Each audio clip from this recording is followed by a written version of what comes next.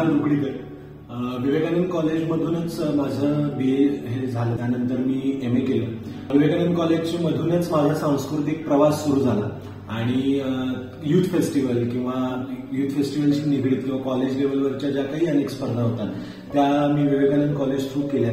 विवेकानंद कॉलेजमध्ये फक्त कलाकार तयार होत नाही, तर त्या कलाकाराला पुढे जेव्हा आपण कमर्शियली काम करायला लागतो तिथं आपला काय एक ऍटिट्यूड असला पाहिजे किंवा तिथं आपण काय पद्धतीनं लोकांशी सामोरं गेलं पाहिजे, काय बोललं पाहिजे, कसं वागलं पाहिजे, याचं एक शिक्षण हे आम्हाला विवेकानंदच्या पूर्ण स्टाफकडून असेल किंवा जे कोणी आमचे सिनियर्स असतील त्या लोकांकडून मिळालं. कॉलेजकडून कधीच आम्हाला कोणत्याही गोष्टीसाठी नकार आलेला नाही आणि त्यामुळेच विवेकानंद मधलं एक जे काही सांस्कृतिक वातावरण आहे ते खूप भारी आहे आणि त्या वातावरणामध्ये मी वाढलो आणि माझ्यासारखे अजून अनेक जण तिथून पुढे आले जे आज नॅशनल किंवा इंटरनॅशनल लेवलवरती काम करतात. टोमॅटोतला माझा FM मधला प्रवास असेल किंवा एकूण नाट्य क्षेत्रातला प्रवास असेल जो अजून खूप मोठ्या उंचीवरती जायचा आहे आणि खूप शिकतोय.